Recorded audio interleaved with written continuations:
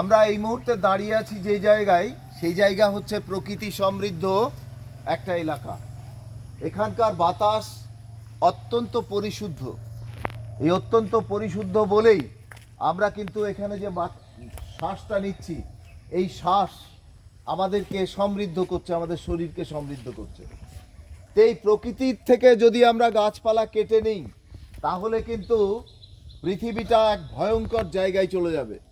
তো আমি একটা শপথ তোমাদের পাঠ করাবো, তোমরা সেই শপথ অনুযায়ী বলবে হাতটাকে উঁচু করে।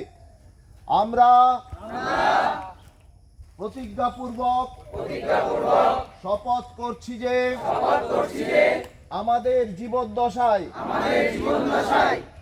এক বা তার অধিক গাছ লাগিয়ে তাকে সন্তান সম পালন করে বড় করে তুলব।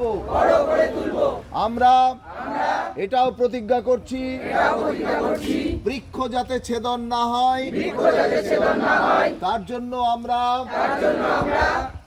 সিন্দানি অ্যাথলেটিক একাডেমি সংগ্রাম চালিয়ে যাবে।